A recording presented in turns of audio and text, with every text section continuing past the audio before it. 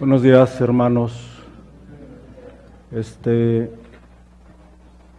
Vamos a terminar la predicación hasta que veamos todo esto que está aquí, para que tengan calma.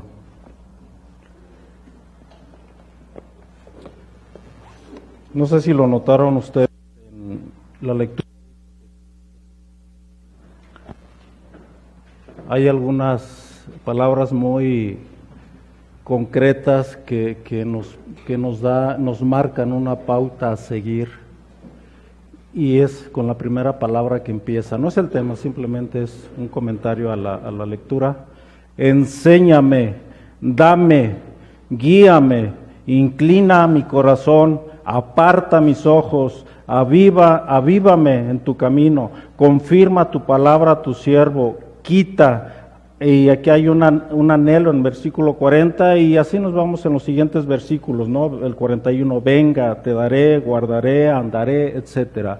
Son compromisos, son peticiones del ser humano a Dios, y también compromisos del ser humano, en el sentido de ser humano como hijos de Dios hacia Dios. No sé si captaron esto ahorita. O sea, son palabras muy fuertes. O sea, mandatos y compromisos. Hoy efectivamente, como dijo nuestro hermano, vamos a ver Isaías 52, ahí está para que lo vayan preparando. 52, 53. El ser humano hemos sido adiestrados en ser gente de aniversario. Para todo tenemos aniversario. El aniversario de la mujer, el día de la mujer cada año, el aniversario de lo que ustedes quieran, para no desperdiciar el tiempo. Cuando estábamos en el mundo, en nuestro cumpleaños decíamos y hacíamos fiesta, o nos alegrábamos simplemente y decíamos, ya cumplí un año más. Pero no nos ponemos a pensar exactamente eso. También parte de que ya nuestra línea de vida se va acabando. No sé cuántos sean, pero a lo mejor algunos ya estamos aquí. Y cada año, y cada año, y cada año, y cada año. Esa es una parte, pero no sería eso.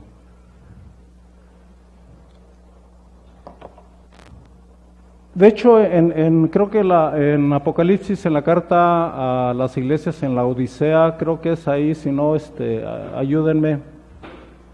Estos hermanos viven de recuerdos.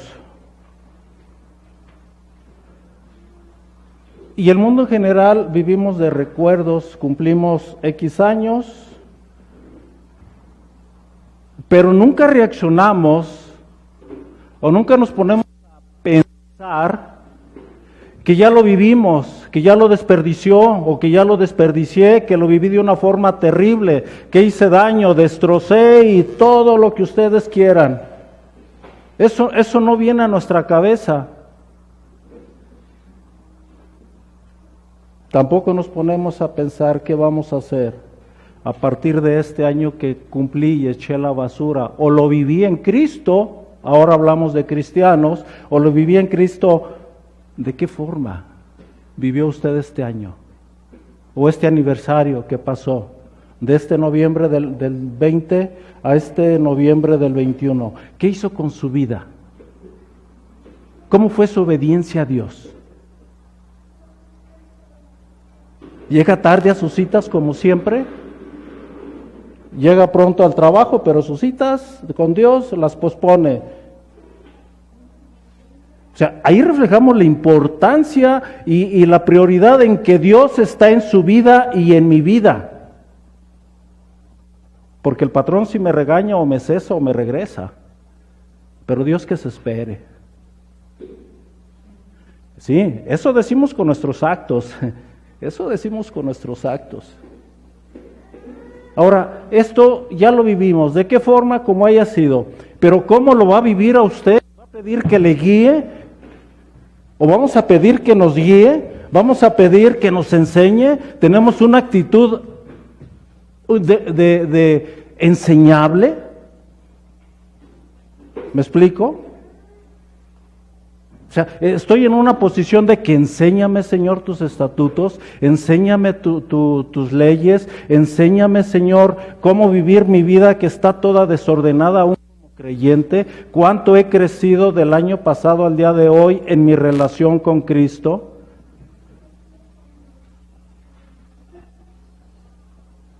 Todo esto es para analizarlo, hermanos. Y aquellos para que no han sido alcanzados al día de hoy, también hay un mensaje muy fuerte de Dios que nos tiene para el día de hoy.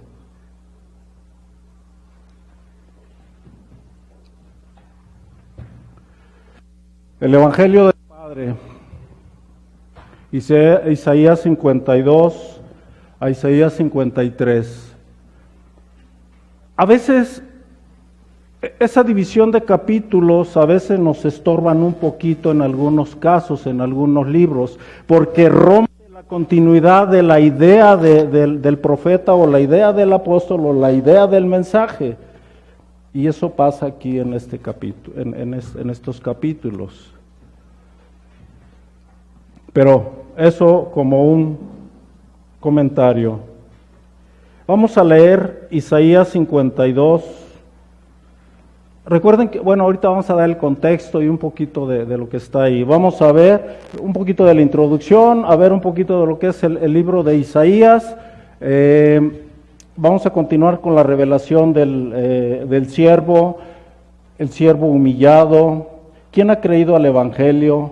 La ira del Padre sobre su Cordero, la exaltación del siervo y finalmente la aplicación.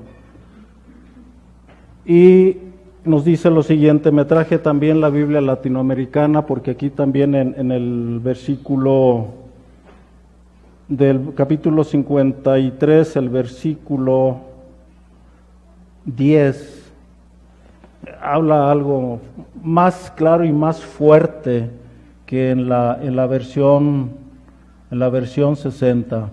Vamos a leerlo.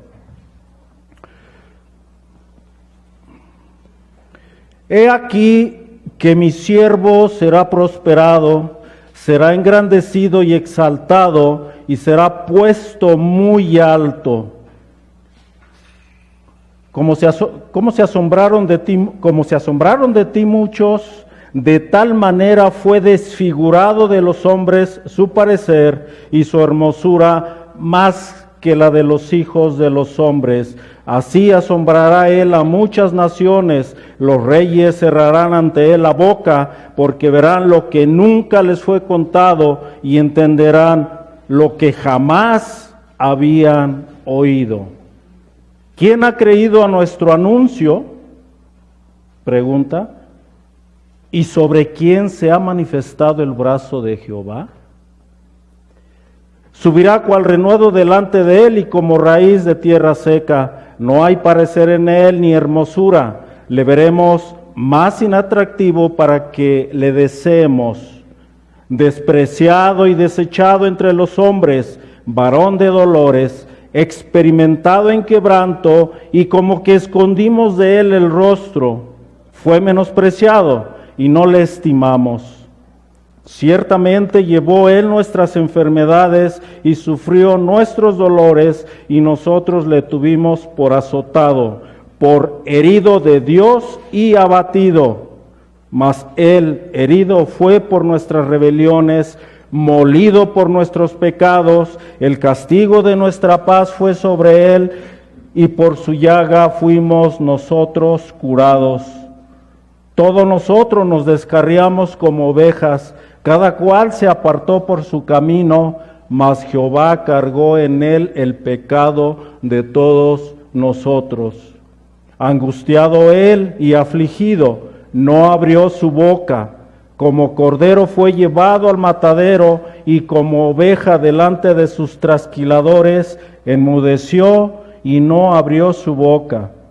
Por cárcel y por juicio fue quitado, y su generación, ¿quién la contará? Porque fue cortado de la tierra de los vivientes, y por la rebelión de mi pueblo fue herido. Y se dispuso con los impíos su sepultura, mas con los ricos fue en su muerte, aunque nunca hizo maldad, ni hubo engaño en su boca. Con todo eso, Jehová quiso quebrantarlo, sujetándole a padecimiento. Cuando haya puesto su vida en expiación por el pecado, verá linaje, vivirá por largos días, y la voluntad de Jehová será en su mano prosperada. Verá el fruto de la aflicción de su alma, y quedará satisfecho por su conocimiento. Justificará a mi siervo justo a muchos, y llevará las iniquidades de ellos.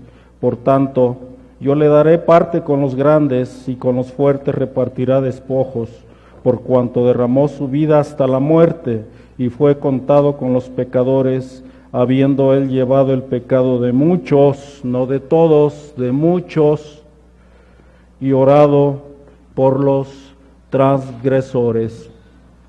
Aquí en el versículo 10 de la latinoamericana dice, quiso Yahweh destrozarlo.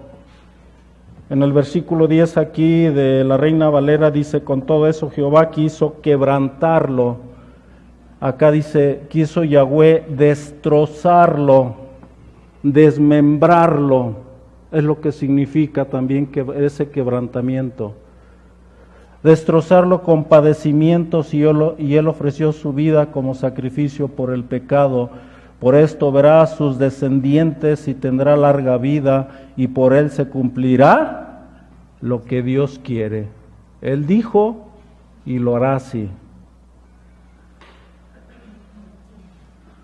Versículo 12, parte B. Se ha negado a sí mismo hasta la muerte y ha sido contado entre los pecadores, cuando en realidad llevaba sobre sí los pecados de muchos e intercedía por los pecadores.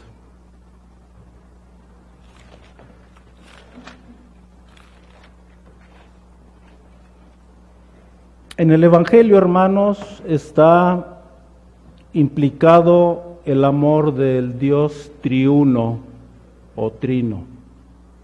Elohim, como ya lo vimos en las clases dominicales, Elohim es la unidad de dioses, la unidad de tres, eso es lo que quiere decir Elohim. Aunque aquí en las traducciones a veces no se hace esa diferenciación cuando es Elohim, pero dentro del contexto podemos darnos cuenta. Dios hizo al hombre recto, pero la humanidad siempre ha buscado y se ha deleitado en sus perversiones. Deleitado es saborearse. Ese es el deleite, saborearse. Es más, es cuando comemos algo rico, algo que nos gusta, y si se nos va a caer un pedacito o nos embadurnamos la boca, hasta le hacemos así para no desperdiciar nada. Eso significa el deleite, entendible a grandes rasgos. El Evangelio debe de ser sencillo, que lo entienda tanto el campesino como el rey. Muy sencillo el Evangelio. En el pacto eterno se decretó que el verbo se humanara. Ya dijimos lo que es humanar y humanizar. ¿Recuerdan la diferencia entre humanizado y humanado? La palabra correcta es humanado, se encarnó, se hizo hombre.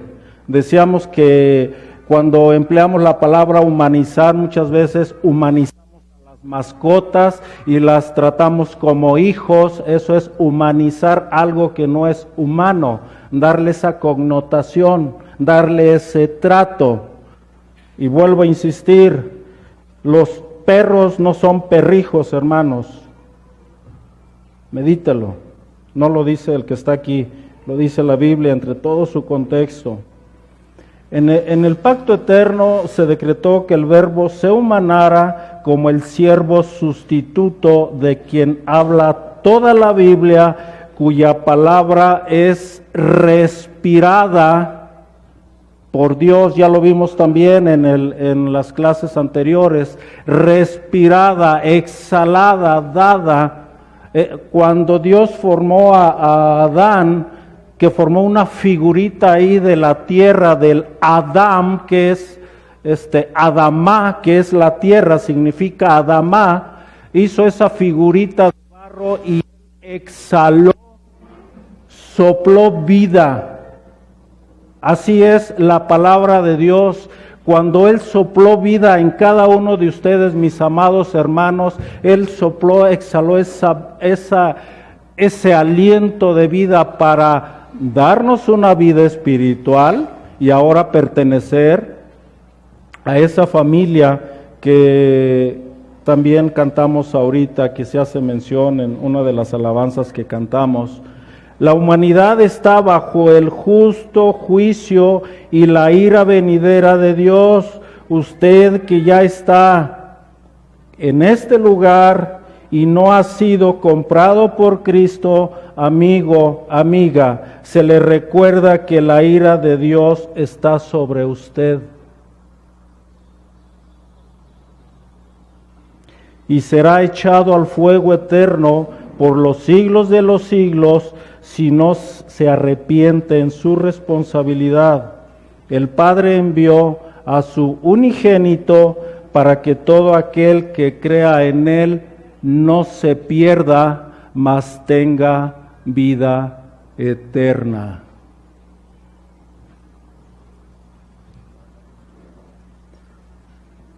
Vamos a entrar un poquito a lo que es el libro de Isaías.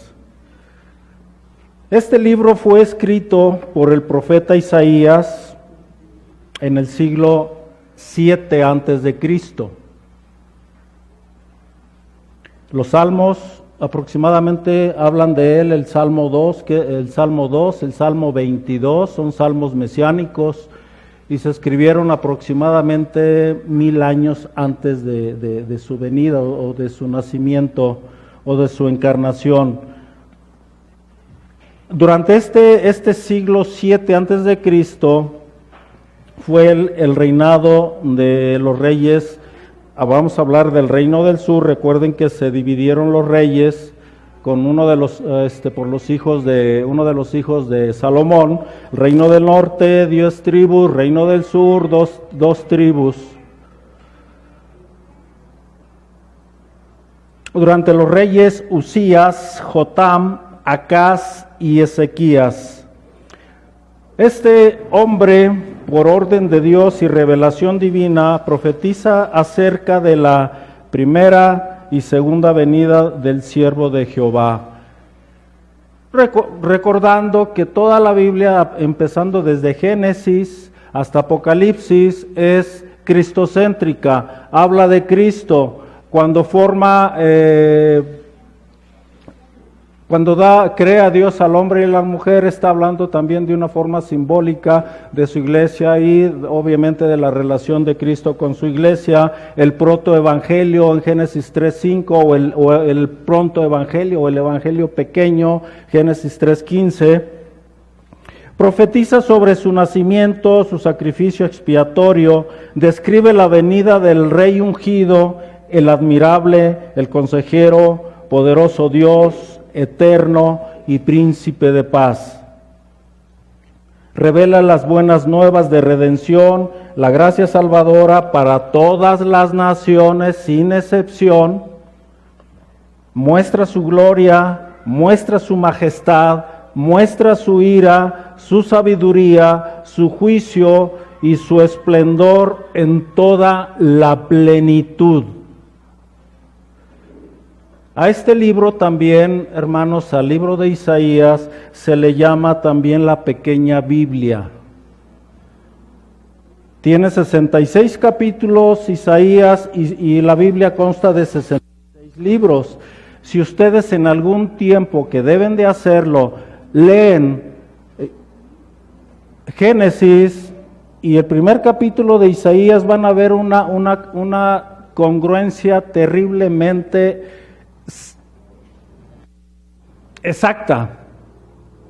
Y así se van libro por libro, libro por libro. Obviamente el último libro de Isaías, el 66, obviamente habla parte de Apocalipsis y todas estas cosas. Simplemente para que lo sepamos. Y es bueno saberlo, para que ustedes vayan leyendo de esa forma y les conste a ustedes realmente de lo que se está diciendo. No nada más se queden con la información. Háganlo y van a ver que concuerda todo esto. La revelación del siervo, Isaías 52:13, nos dice: He aquí mi siervo será prosperado, será engrandecido y exaltado. Habla aquí de tres acciones que van en una forma ascendente: prosperado, engrandecido y exaltado. Bien, Dios demanda, hermanos, aquí la atención de sus destinatarios y oyentes, porque dice: he aquí, es decir, miren, observen, vean a mi siervo.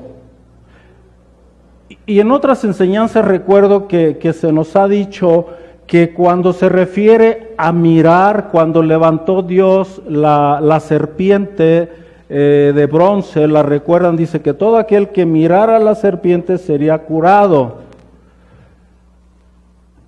El pueblo de Israel sabía perfectamente lo que significaba. A nosotros nos cuesta un poco de trabajo porque no estamos en la culturización o no tenemos la cultura judía. Ellos sabían perfectamente que el bronce significa juicio. Entonces, al mirar esa serpiente sabían lo que estaban haciendo, pero no la veían de reojo, sino que se quedaban a observarla, a verla, a analizarla. Eso es lo que nos está diciendo aquí este versículo. Miren, observen, vean aquí a mi hijo, a mi siervo, el Dios encarnado que hará una obra de obediencia absoluta a su amo. Y va después la aplicación de todo esto. Obediencia absoluta a su amo o a su Señor. Recuerden que en el pacto eterno eso fue lo que hicieron ese Dios triuno. El Padre que iba a hacer, a elegir a quienes, a su pueblo. El Hijo que iba a hacer, a morir por quienes, por los elegidos del Padre. Juan 17, por ejemplo. Y el Espíritu Santo, ¿qué iba a hacer? A dar vida a aquellos que el Padre eligió y de los cuales el Hijo murió. En una obediencia absoluta. Hermanos, la obra de nuestro Señor, en esa que subió a veces muchas personas, predicadores, le dan mucha importancia. Todo es importante, pero hay un orden de importancia. Muchas predicaciones se centran en sí, en lo que pasó en la cruz, que es importante, pero eso no es lo importante, hermanos, en ese orden de importancia.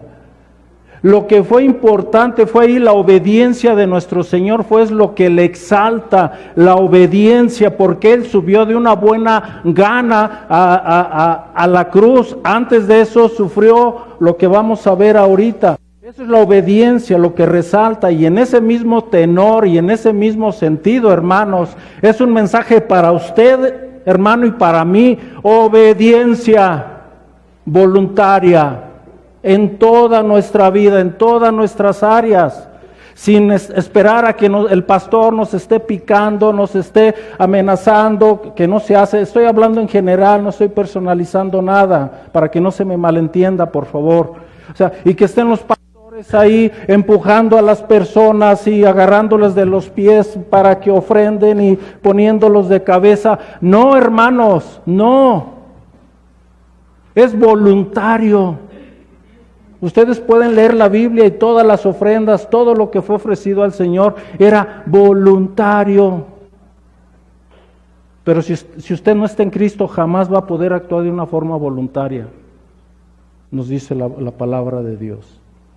Ahora, si usted es un niño en Cristo, bueno, cabe esa situación de que nos estén enseñando, pero enseñando, para que usted y yo vayamos aprendiendo. Y no solamente aprendiendo, sino ese aprendizaje, ¿para qué le va a servir a usted y a mí? ¿Para tenerlo nada más aquí en mi cabecita? ¿O para saber definiciones y saber la Biblia y saber qué va a hacer con ese conocimiento que tiene, hermano? ¿Qué va a hacer? ¿Obedecer? Hacer. Pero hay que ser antes de hacer. ¿Me explico? Hay pastores que dicen, no, es que si no ofrendas no eres cristiano. No, Señor, no es cierto. No es una medida que para poder saber que una persona es cristiano, porque hay muchas personas que ofrendan, como ejemplo solamente. Hay muchas personas que ofrendan y no son cristianas. Hay muchas personas que están uno a un lado del otro, ambos cantan, ambos leen la lectura, ambos tienen una conducta cristiana, pero uno de ellos no es cristiano. ¿Me explico? Esas son las diferencias, hermanos.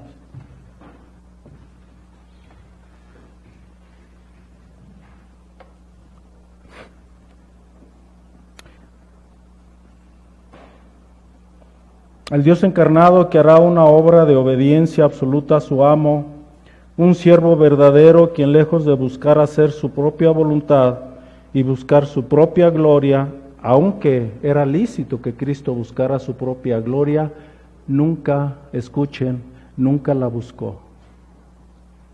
Nunca. Y ahí está en la Biblia. Decía, ¿para qué? Para glorificar a su Padre.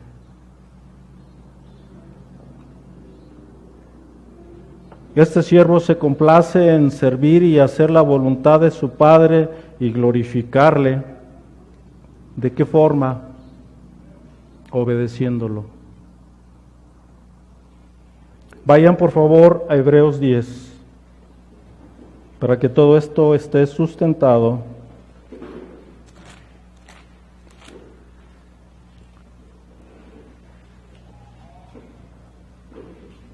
Ejemplos 10, versículo 7, versículo 9 y versículo 10. Y si leemos un poquito antes, en el 5 dice, por lo cual entrando en el mundo dice, sacrificio y ofrenda no quisiste, hablándole hacia el Padre, mas me preparaste cuerpo, holocaustos y expiaciones por el pecado no te agradaron. Entonces dije, ¿qué dijo Cristo? He aquí que vengo, oh Dios, para hacer ¿qué? Lo que yo quiero, como yo quiero, a la hora que quiero, de la forma que yo pienso en el mejor de los casos o creo. No, hermanos, yo vengo a hacer tu voluntad. ¿Y cómo sé cuál es tu voluntad? Lea la Biblia. Aquí está la voluntad de Dios. No tenemos pretexto como hijos de Él. Versículo 9, y diciendo luego, he aquí que vengo, oh Dios, para hacer tu voluntad. Versículo 10, en esa voluntad, ¿dónde está el forzamiento, hermanos, aquí?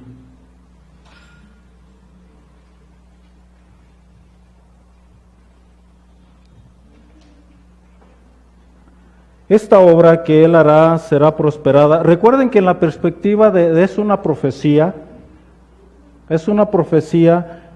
y le está hablando al pueblo de Israel lo que va a venir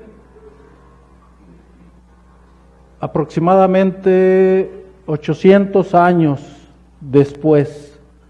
No tengo la fecha exacta, pero son muchos años, eso sí, son muchos años. Y pudiera apreciarse a veces que está hablando en una forma presente también, no en una forma futura. Habla de las dos formas. Esta obra que él hará será prosperada bajo esa obediencia voluntaria y llevará mucho fruto.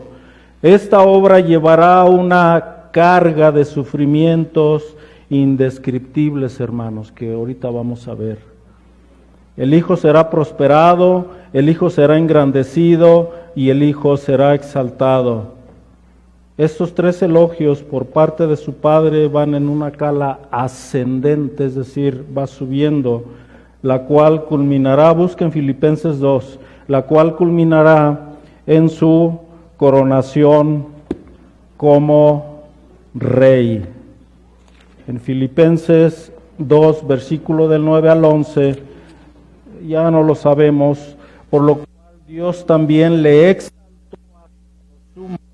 y le dio un nombre que es sobre todo nombre, para que en el nombre de Jesús se doble toda de los que están en los cielos, incluye potestades celestiales, incluye demonios y ángeles caídos, incluye demonios y ángeles caídos, de lo que está en los cielos y en la tierra y debajo de la tierra. Toda la creación se rendirá a nuestro Señor Jesús, toda, de una o de otra forma. Y toda lengua confiese que Jesucristo es el amo, es lo que quiere decir Señor, Curios, es el amo o Señor para gloria de Dios Padre. Para gloria, no dice para su gloria, aunque está implícita, pero en un orden dice para gloria de ¿quién? Del Padre.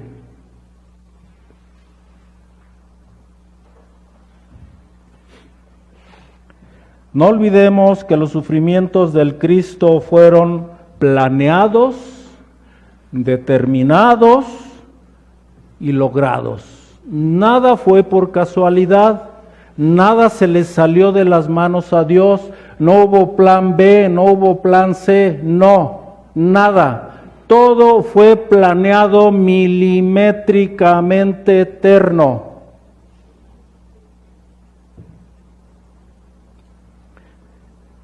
Y empieza, por ejemplo, en lo que es Génesis 3:15, habla de dos simientes. Ahí está la promesa. Pero vamos también a Hechos 2:22, ya lo sabemos también. Hechos 2:22 y dice, imaginen esto, en la cruz y durante su obra muchas de estas personas lo despreciaron, hubo mucha incredulidad hacia él.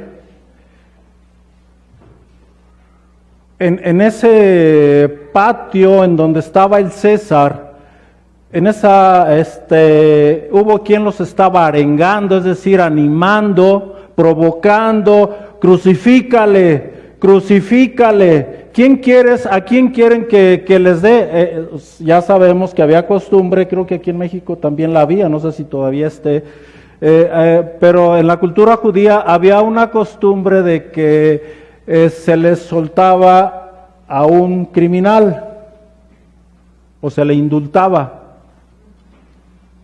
¿A quién quieren que suelte? A este que no hizo nada, porque Pilato no vio nada en él, dice, este hombre no es culpable.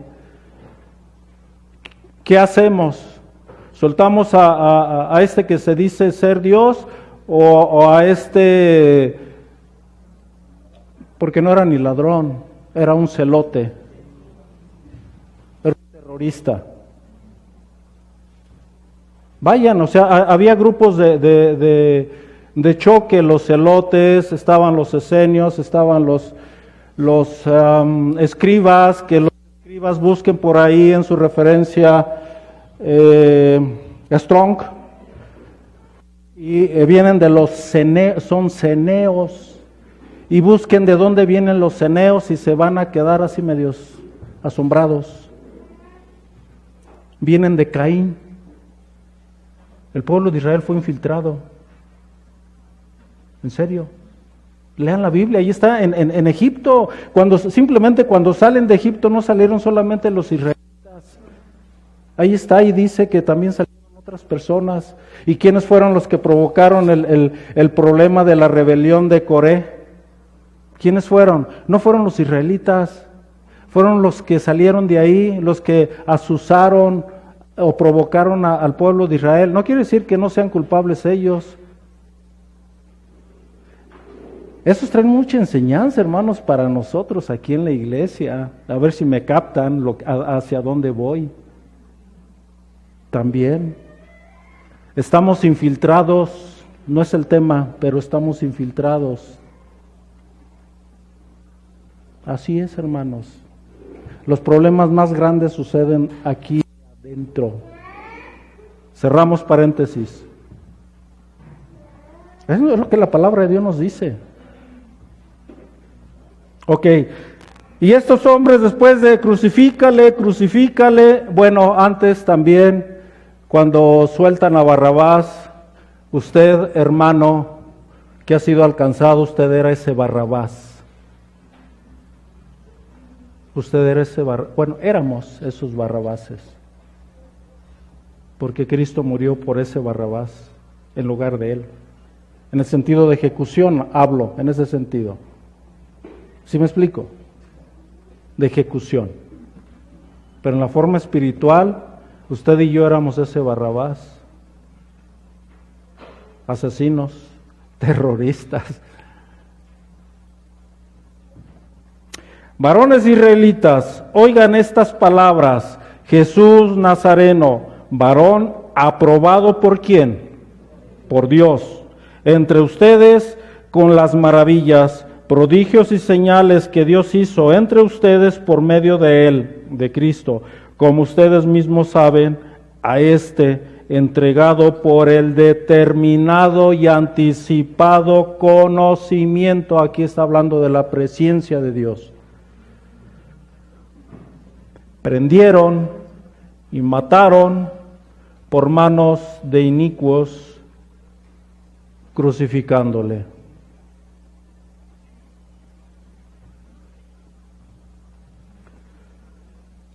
El siervo humillado.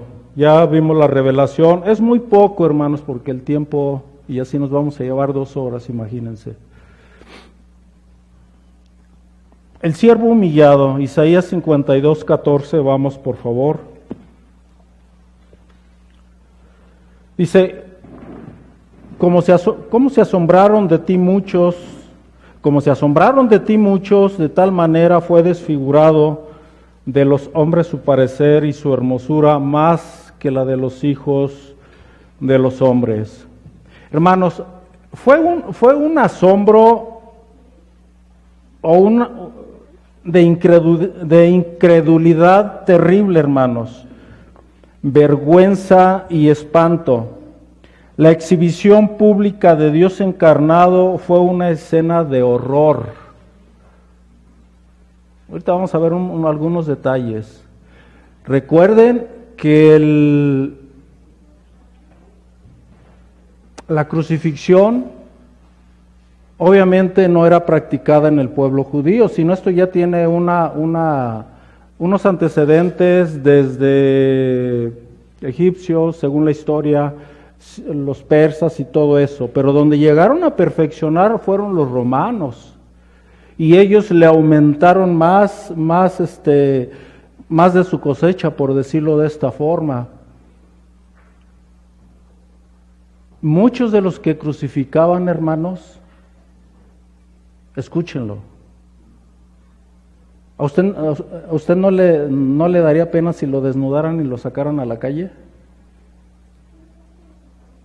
Yo creo que sí, porque de hecho el vestido que usted y yo traemos es para tapar la vergüenza de la desobediencia del hombre.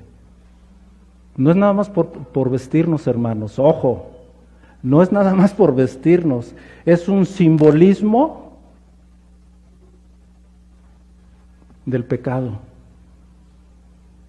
Vamos aprendiendo algo un poquito, ¿verdad? Los desnudaban, los exhibían crucificados desnudos. Ese pañuelito que le ponen a Cristo en esa figura ofensiva del catolicismo romano,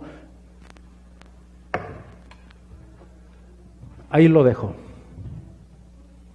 ¿Me explico? O sea, lean y infórmese de la cultura y la forma de aplicar ese castigo, hermanos. O sea, no me crean, léanlo e infórmense. Para que no digan, es que lo dijo fulano, no. Consta en los anales de la historia, consta en los anales de la humanidad. Fue una escena que impactó las facultades racionales de las personas. Cuando algo impacta el raciocinio humano, hermanos, a muchos hasta pudiera dejar un trauma, que dicen los psicólogos que es trauma, ¿no? Nada más, ahí nos quedamos. Pero tiene un impacto muy fuerte. O sea, todo eso que vemos y que a lo mejor en nuestras mentes está muy, muy por encimita, como una neblina, hay mucho más fondo dentro de todo. Y únicamente en un tormento humano hay cosas más peores, ahorita vamos a ver. Pero gracias a Dios por esas cosas peores, usted y yo estamos gozando de una salvación eterna.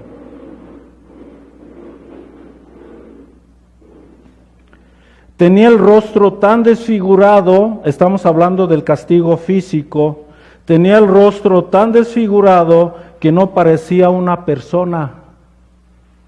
Su figura era amorfa. ¿Han visto? Les invito a que entren un poquito a investigar lo que es ya ahorita ya no mucho la lepra. Hay clases de lepra y hay dos clases que se unen y esa lepra desfigura a la persona. Se le caen las manos, se le caen los dedos, cejas, párpados, su cara es totalmente una masa sanguinolenta. Y eso fue nada al castigo físico de nuestro Señor Jesús.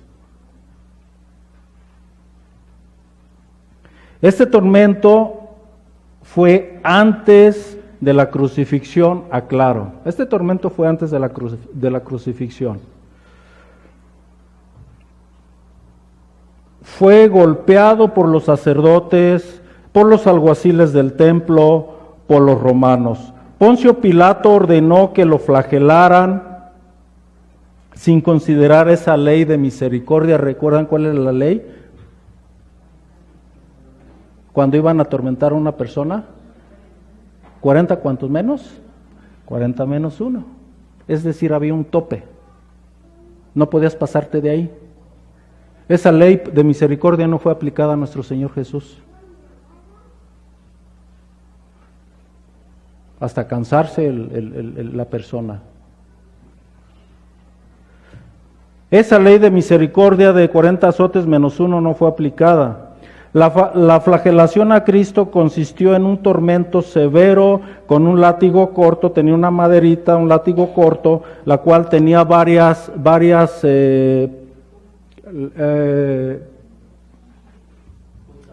puntas, gracias, de cuero. Y en cada punta de cuero, a cada 5 centímetros aproximadamente, tenía atado o amarrado muy bien huesos muy afilados junto con metales.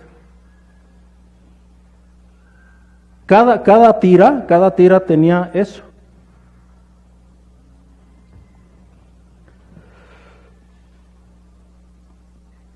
La víctima era atada a un poste con las manos en la cabeza, era atada con las manos en la cabeza en ese poste y las piernas suspendidas en el aire y el cuerpo estirado.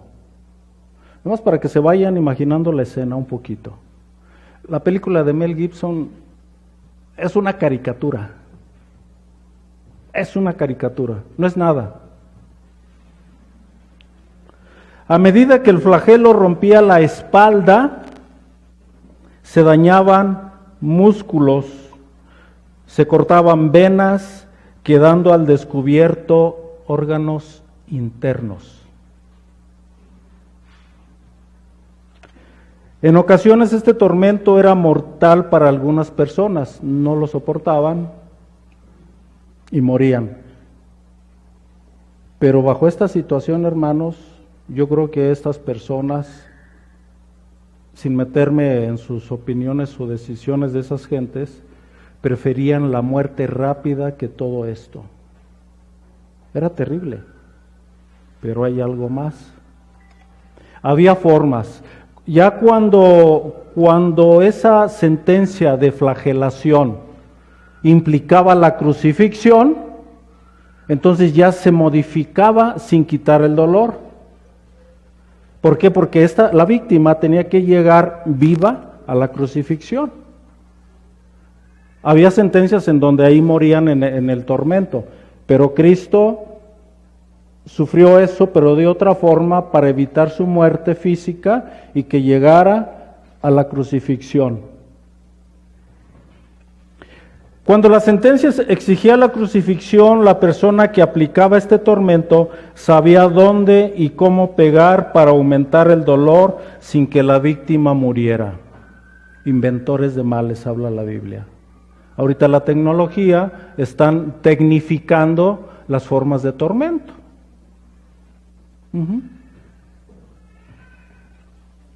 La crucifixión era la forma más terrible y brutal ejecución pública jamás imaginada. La víctima deseaba la muerte inmediata, las venas laceradas y los tendones aplastados se estremecían con incesante angustia. Vemos una persona moribunda, tal vez, yo no he visto cómo tiembla y cómo en los hospitales, cómo esos espasmos que le llaman, no sé si sea correcta en el término médico, no lo sé, por eso pregunto, para esos espasmos, ese temblor, sentir todo ese dolor. Las arterias de la cabeza y el estómago se hinchaban y se oprimían sobre cargas de sangre.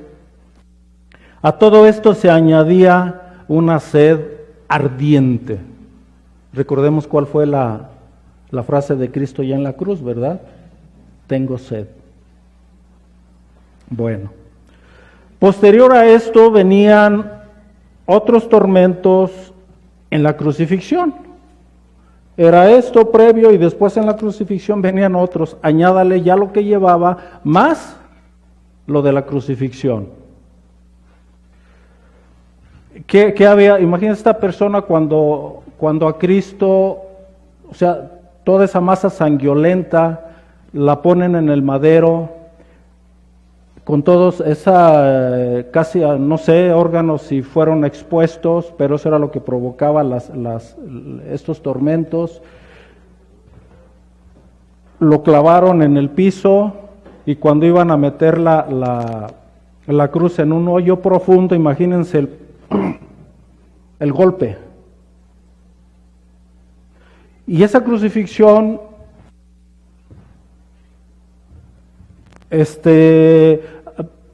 provocaba sofocaciones y tantas cosas, ¿no? Ya no vamos a entrar en esto. Pero medítenlo, hermanos. Nada más desde ahí, que no es nada. Nada en comparación de otra cosa más fuerte todavía, que nos benefició a nosotros.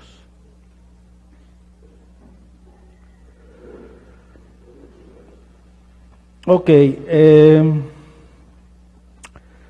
vayan buscando 1 Corintios 1:17. El asombro de las personas expresaba, estas personas que estaban viendo ese espectáculo, expresaba el desprecio al ver la humillación que padecía Jesús.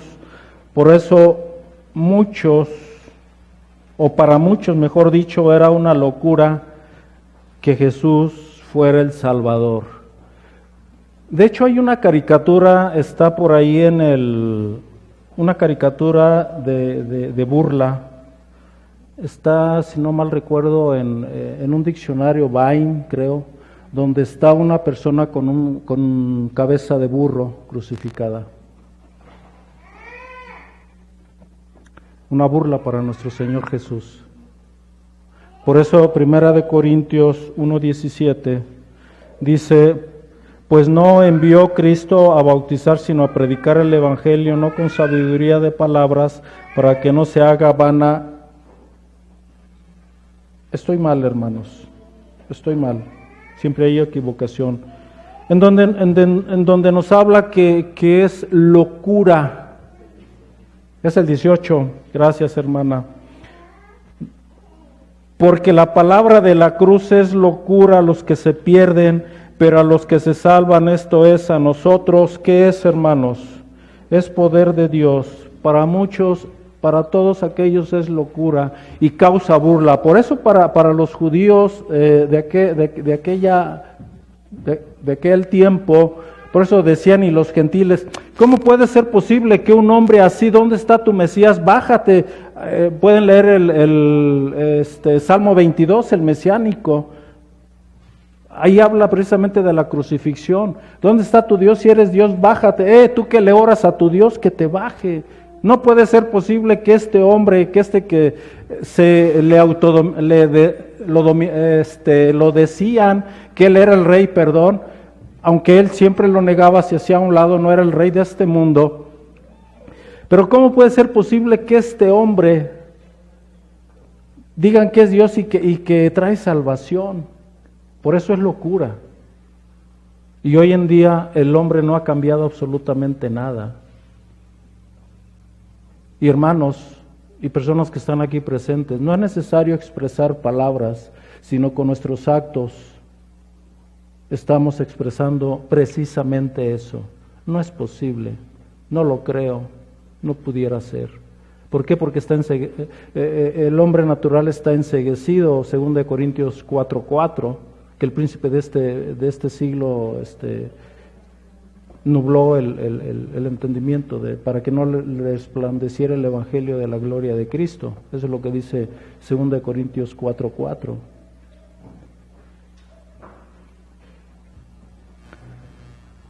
Entonces, lo encontraron repulsivo, lejos de la idea de cómo debería ser el rey Mesías. ¿O no es cierto, hermanos, que en el término humano a veces nos decepcionamos cuando tenemos a una persona aquí? Dice: ¿cómo es posible? Mira, yo pensé que tú eras así y ahora resulta. Nosotros como hijos de Dios ya lo sabemos, y recordemos que al que debemos de tener siempre, quien debe de ser nuestra medida, es Cristo. El hermano le va a fallar, el hermano le va a desilusionar, y luego se van a ir. No, y lo digo directo. Sí, lo digo directo. Porque estamos buscando pretextos. Posiblemente porque estamos buscando el apapacho. Hermanos, ¿cuánto amor tuvo Dios en Marcos 10 recuerdan el joven rico? En Marcos 10 habla, dice, yo le he guardado todo, Señor, citándole la segunda tabla, pero no citó el 10º mandamiento. Y dice, ustedes pueden leerlo, y dice: y le amó, y después le dijo la verdad. Eso es el amor, hermanos, es decir, que nos digan la verdad aunque nos duela. Porque estamos a tiempo. Cuando usted y yo muera, si no estamos en Cristo, se acabó la oportunidad. No busque al hombre, no lo siga, lo va a decepcionar. Y termina yéndose, buscando que lo apapachen, buscando familia, siguiendo la familia, siguiendo los hijos, siguiendo lo que sea, pero nunca va siguiendo a Cristo. Si aquí está Cristo, pregunto, decimos que sí. Si tenemos una misma fe, un mismo Señor, un mismo amor. Sí, hermano, sí. Entonces, ¿por qué te vas?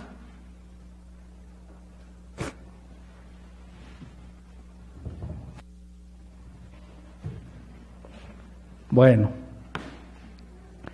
Punto 5.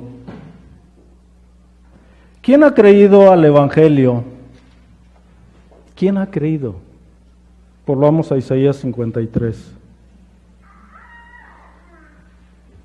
¿Quién ha creído a nuestro anuncio y sobre quién se ha manifestado el brazo de Jehová?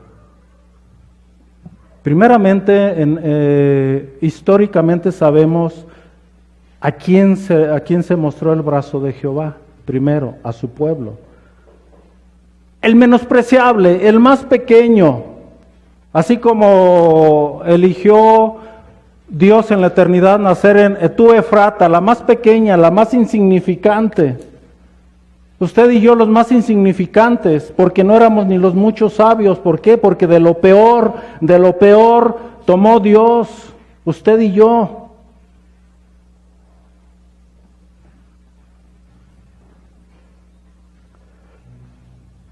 No todos obedecieron al Evangelio, Romanos 10:16.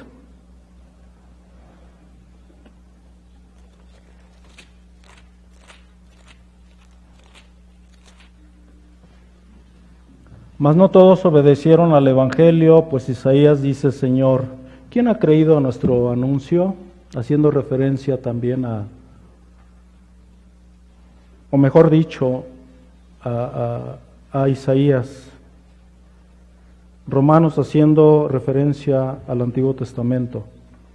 Dios eligió a un pueblo pequeño e insignificante. A Israel se le dio la ley moral. Jehová era su Dios. Los cruzó por el Mar Rojo. En la noche los guiaba con una columna de fuego. En las ocasiones que íbamos a Morelia en la noche, bueno, íbamos en la tarde y ya regresamos en la media madrugada. Y por la autopista, cuando íbamos subiendo esa lomita y a lo lejos se veían las torres de Pemex ardiendo. No es comercial, hermanos. Las torres ardiendo, a lo lejos un resplandor. Y venía a mi mente, si esto es algo que causa atracción o admiración por la llama a lo lejos, ¿cómo sería esa columna de fuego que guiaba al pueblo de Israel y todos los pueblos alrededor viendo? Por eso ellos sabían, dice, el Dios de Israel es poderoso. ¿Cómo es su Dios, hermano? ¿Cómo es su Dios? Sí, yo sé que está diciendo que es poderoso. ¿Y entonces por qué dudamos? ¿Por qué dudamos, hermanos? ¿Por qué andamos queriendo convertir las piedras en pan nosotros? Si eso nada más lo puede hacer Cristo, el Dios. Usted mueva la piedra y Cristo se va a encargar de darle vida a Lázaro. Usted no lo va a poder hacer. Hay mucha incredulidad en nosotros, hermanos. Hay mucha incredulidad. Esa nube que en la noche, esa columna de fuego y esa nube que en el día les confortaba, les protegía, sus ropas no se desgastaron según la Biblia, se les dio revelación por medio de los profetas. Y el Evangelio se humanó. El Verbo se hizo carne. El Evangelio se humanó y habitó con ellos, hablando del pueblo de Israel. Jesús hizo innumerables milagros y no le creyeron. Los judíos ignoraron la justicia de Dios, despreciándole a Él, el Evangelio encarnado. El Mesías vino a lo suyo y los suyos no le recibieron, sino que buscaban cómo matarlo, cómo rehuirle, cómo asesinarlo, ignorando que el Evangelio es poder de Dios para salvación, como ya lo vimos.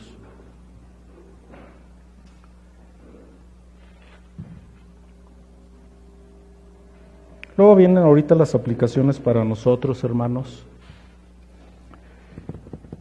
La ira del Padre sobre su Cordero. Vayan por favor a Génesis 22:8. El primer libro de la Biblia.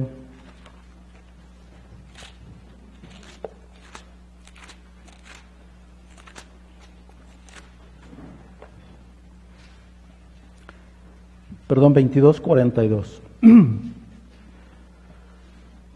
El contexto es aquí que le dice Dios a Abraham, lo llama y le dice, heme aquí, y le dice Dios a Abraham, toma a tu hijo, y le hace el hincapié, tu único, en el capítulo 22, versículo 2, pero ustedes vayan al ¿qué les dije?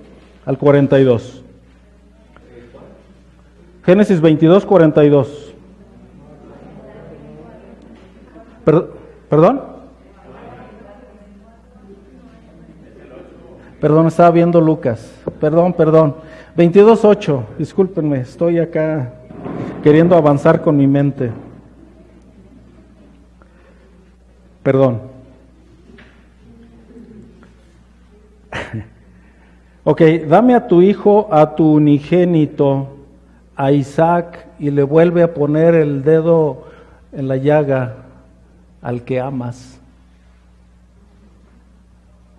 Ya sabemos la historia, fueron al monte Moria. Y en el versículo 8, ya cuando está a punto de obedecer Abraham a su Dios, nuestro Dios, y le dice que, bueno, le hace una pregunta a Isaac en el capítulo 7. Dice, ¿dónde está el cordero para el holocausto? Y le responde Abraham, Dios se proveerá. No es Dios proveerá, no dice eso, es diferente. Dios se proveerá, de eso ya lo habíamos visto aquí en algunas ocasiones. Dios se proveerá del cordero.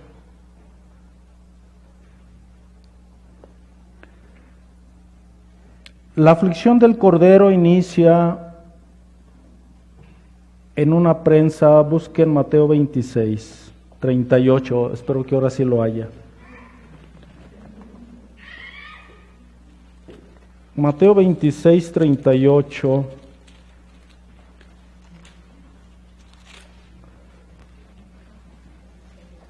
Al 39. La aflicción del cordero inicia en una prensa de aceite llamada Getsemaní. Eso es lo que quiere decir Getsemaní, hermanos, prensa de aceite.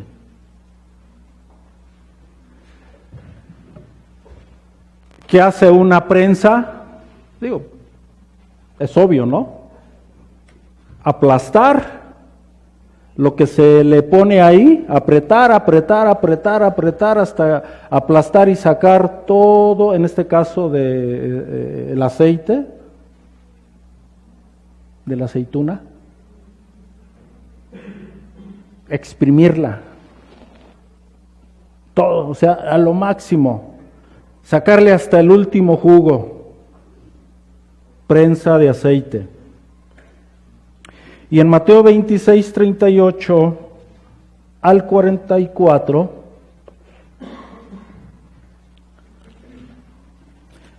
al 39, hermanos, perdón. Dice, entonces Jesús les dijo, mi alma está muy triste. La palabra tristeza en el hebreo es en el griego, perdón, agonizar. Es decir, mi alma está agonizando hasta la muerte. Y en otros versículos paralelos creo que ya nos hace esa aclaración de agonizar. Hasta la muerte, quédense aquí y velen. Yendo un poco delante, se postró sobre su rostro orando, diciendo, Padre mío, si es posible, pase de mí esta copa. Padre mío, si es posible, pasa de mí este juicio que pactamos desde antes de la fundación del mundo. Hubo un pacto. Pero no sea como yo quiero. En la humanidad de Cristo, esto pasó. Cristo era hombre. Se cansaba, tenía sed, tenía sueño. Pero no sea como yo, sino como tú.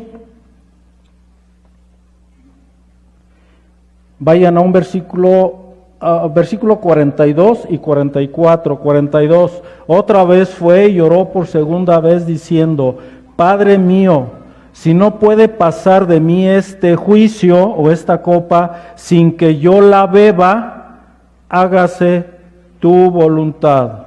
44. Y dejándolo se fue de nuevo y oró por tercera vez, diciendo las mismas palabras, rogando al Señor. Lucas 22, 42, versículo paralelo.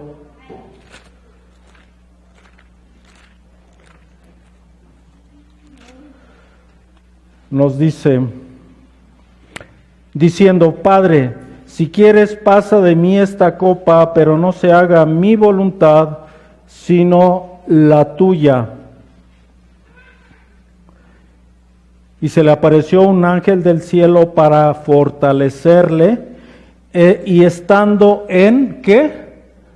Agonía, lo que decíamos hacer ahorita, agonía, muriéndose. Antes del juicio, antes de los latigazos, de las laceraciones, sí, hermanos, antes de eso. ¿Por qué, hermanos? ¿Por qué? Ahorita ustedes lo saben. Y estando en agonía, oraba más intensamente.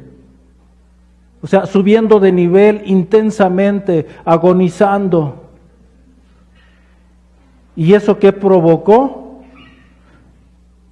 Sudar gotas grandes como de sangre, dice, que caían hasta tierra. Es tanto la presión que tenía en su cuerpo físico, ustedes médicos saben, me imagino, era tanta la presión de esa agonía. Hermanos, no sé si ustedes han llegado a una tensión fuerte, ¿cómo se sienten? Bueno, eso no es nada.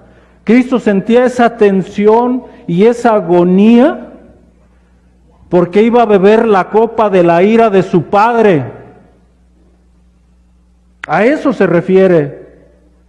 Porque sabía lo que iba a hacer su Padre, descargar toda la ira sobre su Hijo, y no fue, como ya dijimos, los tormentos que fueron terribles, cuando fue colgado en la cruz, que fueron terribles, pero eso en comparación con la ira de su Padre para pagar esa deuda suya, hermana, suya, hermano, mía.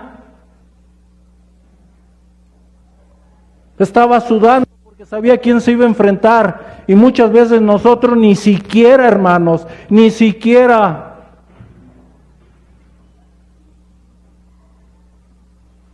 conceptualizamos un poquito lo que es la obra de nuestro Señor en nuestras vidas. ¿Qué hizo por usted Cristo, hermano?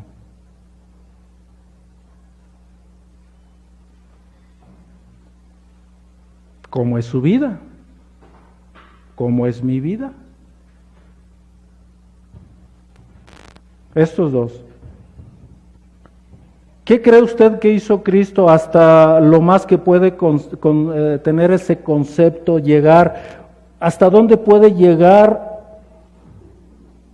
en esa lucidez espiritual en lo que Cristo hizo por usted? ¿Qué está haciendo usted? Y no para pagarle. No hablo de pagar porque no vamos a pagarle. Sino usted como nueva criatura, ¿qué está haciendo?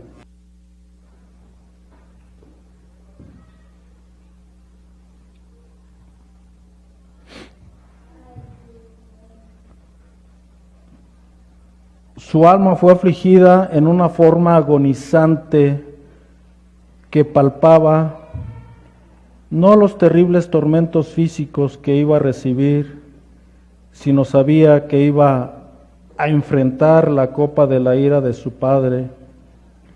Tanto era su angustia que le producía sudar sangre.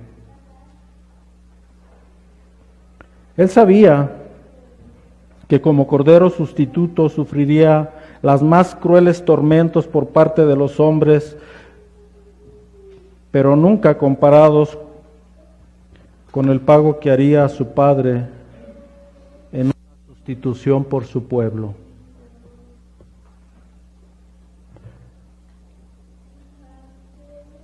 Sufriendo el resultado, busquen Juan 19:30, el resultado del pago del pecado de su pueblo.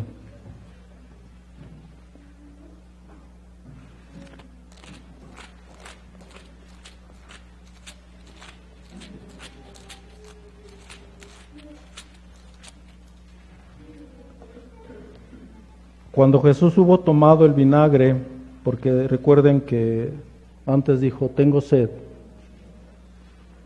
Cuando Jesús hubo tomado el vinagre, dijo, consumado es.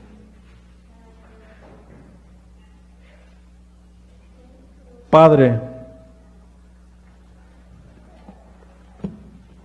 la obra que me diste desde antes de la fundación del mundo, esta deuda está pagada.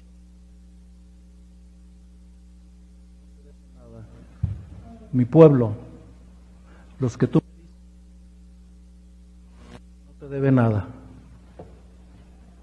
Yo pagué por ellos. La deuda está saldada. Este término lo hacían también en la forma comercial, ya lo habíamos comentado aquí hace algún tiempo. Lo hacían en una forma comercial cuando finiquitaban una deuda, un pago, aquí está. ¿Qué decían? Tetelestai, griego, tetelestai, está pagado, está saldada la deuda, no te debo absolutamente nada.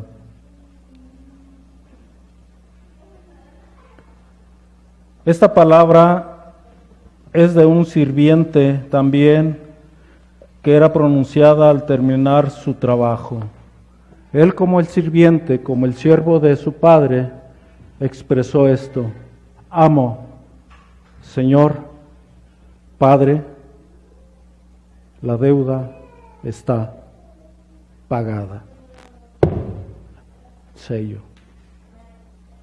Eso hace cuando pagamos algo, ¿no? Pone el sello de pagado, para que ya no vaya el cobrador otra vez a querer cobrarnos otra vez. Ya no va a venir el cobrador con nosotros, hermanos. Amados hermanos, ya no va a venir el cobrador a nosotros.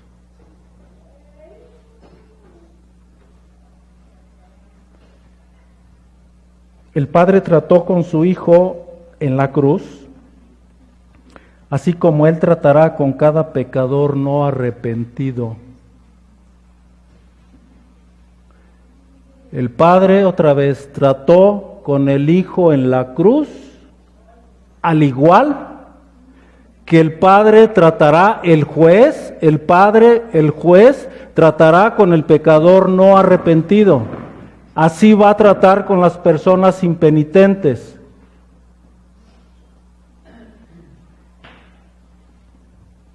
Salmo 5:5, Salmo 7:11 dice que Dios es un juez justo. ¿Y qué más? Dice que está irado contra el impío todos los días, minuto a minuto, segundo a segundo, y tiene preparado el arco para cuando soltarlo. Cuando Él determine soltar su arco, nadie le va a detener. Y se va a enfrentar a la ira de Dios.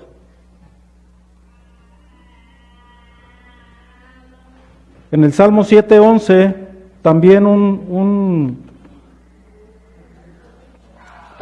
versículo mal usado, porque les dicen desde el púlpito, no hermanos, Dios aborrece al pecado, pero ama al pecador, así que no se preocupen. No, Dios dice lo siguiente, Salmo 5:5, los insensatos no estarán delante de tus ojos, aborreces a todos los que hacen iniquidad, aborreces a la persona,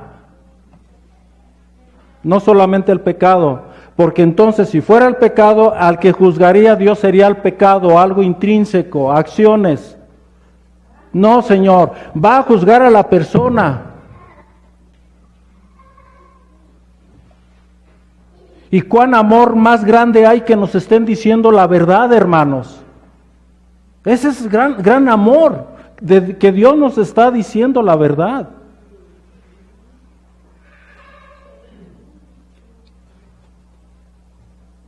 Ya mero terminamos, hermanos. No piensen en eso. La exaltación del siervo, Mateo 24, vayan por favor.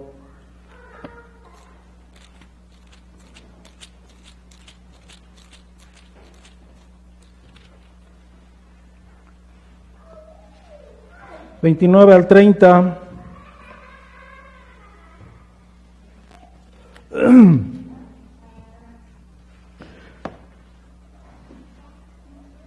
E inmediatamente después de la tribulación de aquellos días, el sol se oscurecerá y la luna no dará su resplandor y las estrellas caerán del cielo.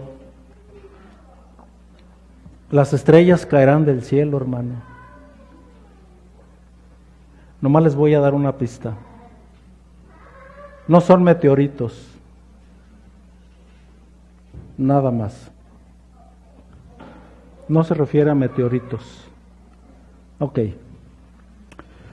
Pueden verlo en Job y otros libros. Las estrellas caerán del cielo y las potencias de los cielos serán conmovidas. Entonces aparecerá la señal del Hijo del Hombre en el cielo. Y entonces lamentarán todas las tribus de la tierra. Lamentarán todas las tribus de la tierra y verán al Hijo del Hombre viniendo sobre las nubes del cielo con poder y ahora sí con gran gloria. En su segunda venida las naciones se asombrarán, se maravillarán ante Él. Los gobernantes quedan estupefactos, así como se asombraron en su humillación, así se asombrarán en su exaltación y se quedarán mudos, sin excusa. Como habla en Romanos 3, ¿verdad? Tanto gentiles como judíos se quedarán mudos sin excusa. Cuando ese día llegue, todas las naciones del mundo lo verán al Hijo del Hombre viniendo con poder, con sus ángeles. Algunas aplicaciones, hermanos. Como iglesia,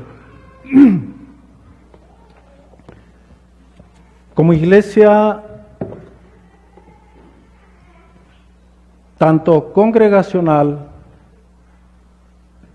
como cada quien en nuestra vida allá afuera, porque la iglesia no es esto, ya sabemos. no es esto. Esto es un edificio.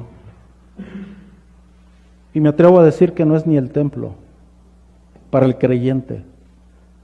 ¿Cuál es el templo del Espíritu Santo?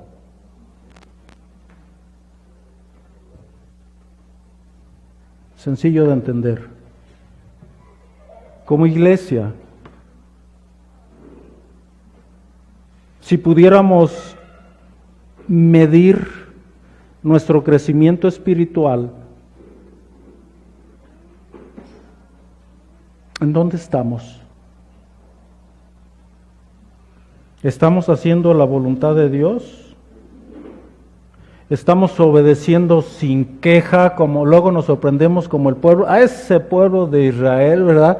No, hombre, de todo se quejaba, que tengo sed, está como los niños cuando vamos viajando, ¿no? Mamá, tengo sed, tengo hambre, bájate, quiero ir al baño, quejándose y quejándose. Quejándose, ¿qué Dios hace? Les da carne hasta que lo brotaran por las narices. Ahora quiero agua, tengo agua. Claro, hermanos, a lo mejor un día sin tomar agua, pues es lógico, ¿no? Pero el principio bíblico no es eso, porque la Biblia habla que pasó un día y después que el pueblo tenía sed. El principio bíblico no es eso. El principio bíblico es cómo pido aquello. Tengo sed, sí. Su padre dice, tu padre que ve todo, ¿no te dará? ¿Qué tienes tú que no se te haya dado, hermano? ¿Qué tiene? ¿Salud? ¿Inteligencia? ¿Economía, la que sea a nuestro nivel? ¿Qué tiene que no se le haya dado? Y quejándonos. Por eso inicié en ese sentido, no olvidemos, sino veamos lo que hicimos mal en este aniversario pasado, corregir y hacer.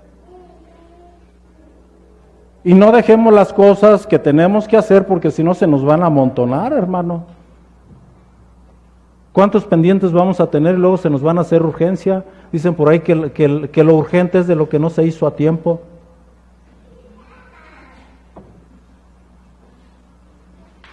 Una vida práctica, hermanos, una vida práctica. Dice Cristo, y si Él lo dice o se le halló alguna mentira en Él, no. Ninguna, ¿verdad, hermano? ¿Están seguros? ¿Sí? Bueno, pues dice Dios que su yugo es fácil y su carga es ligera. Conste que dijeron que todo lo que Él diga es verdad. Él dice eso, hermano. Entonces, ¿qué vamos a hacer? ¿Por qué nuestra vida es tan pesada, hermanos? Sí, por el pecado. Sí, hermanos, sí, por el pecado. Sí, claro. Pero le damos cabida al pecado, somos perezosos espiritualmente, dejamos las cosas para después, llegamos tarde a nuestras citas. Hermano, la vida de un creyente es disciplina. Si en el mundo una persona disciplinada tiene éxito,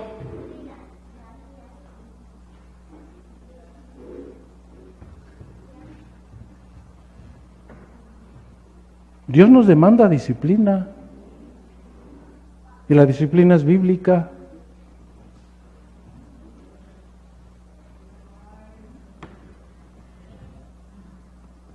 ¿Qué importancia le da usted a sus deberes con Dios? La oración, como padres devocionales, queridas hermanas, creyentes, obviamente, con hijos pequeños y aún grandes, pero pequeños. ¿Sí se han dado cuenta que ustedes están instruyendo para la eternidad?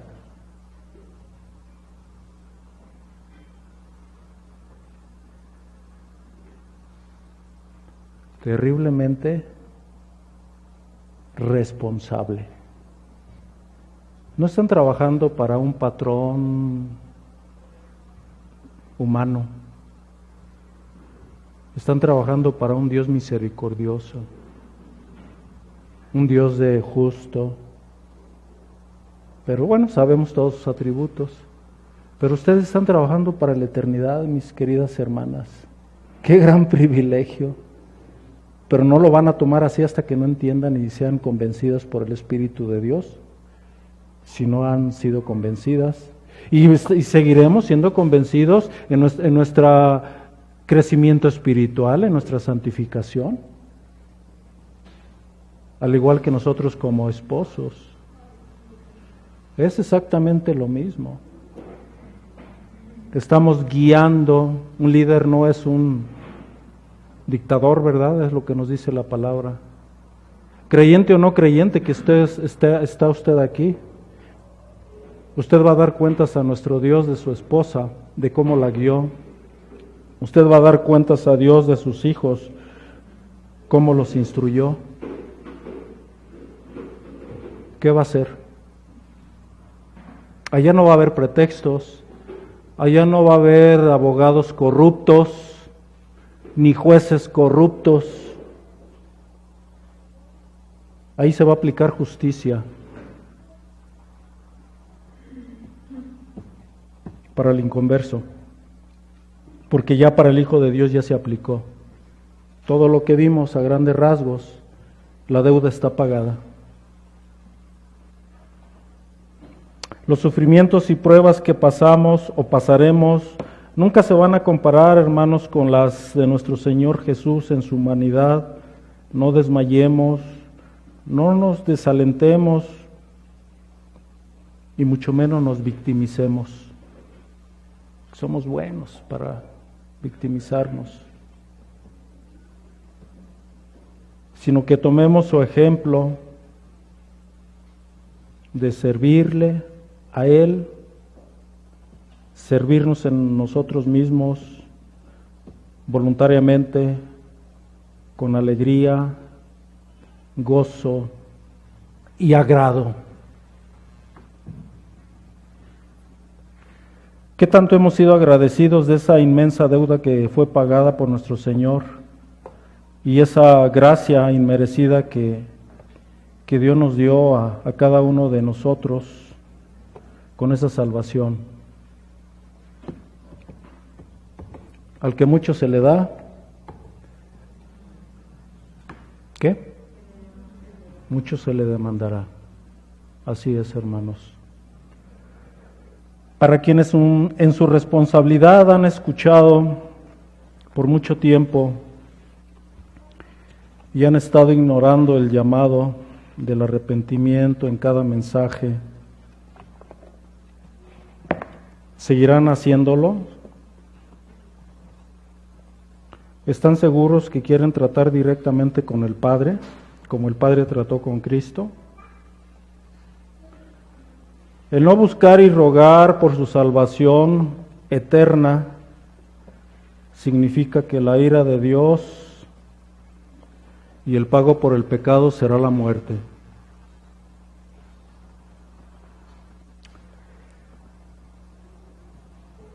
El Dios que te sostiene sobre el abismo del infierno, de la manera que sostiene una araña o algún despreciable insecto sobre el fuego, te aborrece y se encuentra terriblemente provocado.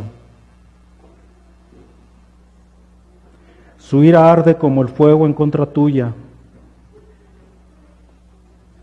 Él ve que de lo único que tú eres digno es de ser lanzado al fuego. Sus ojos son demasiado puros para soportar que estés delante de su mirada. Eres 10,000 veces más abominable delante de sus ojos de lo que es una odiosa serpiente venenosa delante de los nuestros o delante de los ojos de las personas. Lo has ofendido infinitamente más que un necio rebelde ofende a su príncipe o a su jefe o a sus padres. Sin embargo, no es otra cosa sino su mano la que impide que tú caigas al fuego en cualquier momento. No es debido a ninguna otra cosa que tú no hayas ido al infierno mientras dormías por la noche, que hayas podido despertar hoy después de haber cerrado los ojos. Y no existe ninguna otra razón para que no hayas sido arrojado al infierno desde que te levantaste esta mañana.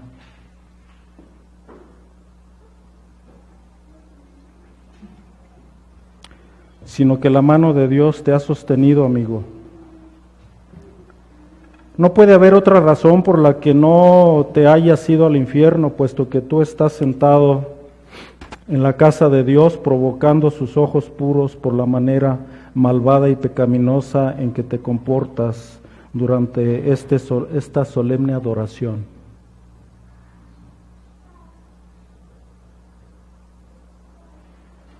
Sí, no hay ninguna otra razón por la que tú en este mismo momento no seas lanzado al infierno.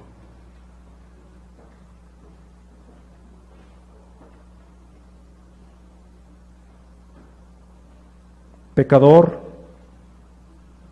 considera el terrible peligro en el que te encuentras. Es un gran horno de ira, un inmenso abismo sin fondo, lleno del fuego de la ira sobre la cual tú cuelgas sostenido por la mano de Dios, cuya ira es provocada y encendida por ti, tanto como por los que están condenados en el infierno. Tú cuelgas de un delgado hilo, con las llamas de la ira divina ardiendo alrededor y listas para arder y quemarla en cualquier momento. Y tú no tienes interés en ningún mediador y nada de qué sostenerte para salvarte. Nada que te libre de las llamas de la ira, nada de ti mismo, nada que tú hayas hecho jamás, nada que puedas hacer para inducir a Dios a que te libre en este momento.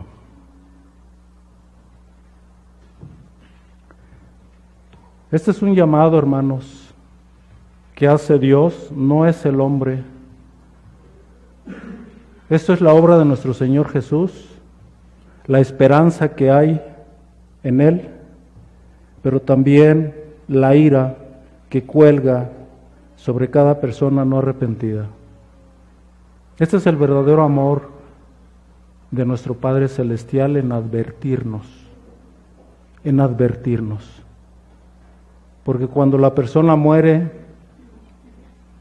ya no hay nada más que hacer, más que lamentar que su alma está en el infierno. Oremos. Padre eterno, nos acercamos a usted, no porque lo merezcamos, Señor, sino por el pago que hizo nuestro Señor Redentor a usted, a su justicia divina. Damos gracias por este tiempo que usted nos ha dado de vida como iglesia. Algunos hermanos ya han partido, pero estamos gozosos que en Cristo, Señor, la muerte es ganancia. Estaremos con usted. Mientras tanto, de este lado del cielo, Señor, ayúdenos a obedecerle, a que nos ayude, Padre, en nuestro crecimiento espiritual con su Espíritu. Somos personas necias, incrédulas, soberbias. Rogamos, Padre, que usted nos ayude en todos estos pecados que aún prevalecen en nosotros. Que nos lleve, Señor, por el camino de nuestro Señor Jesucristo, que sigamos su ejemplo, que vivamos su ejemplo. Y que nos ayude que día a día que sintamos realmente la necesidad de llevar el Evangelio No para quitarnos el problema del vecino, del compañero de trabajo, del amigo, no, Señor, sino que veamos la necesidad que tiene esa alma de salvación, pues su alma pende de un hilo en el brazo de nuestro Señor. Que este año que empieza en una vida de iglesia, Señor, nos ayude a arrepentirnos de aquello que tengamos que hacerlo y a corregir nuestras vidas siguiendo la santidad, la justicia y la misericordia. En el nombre de nuestro amado Señor Jesús, le damos las gracias. Amén.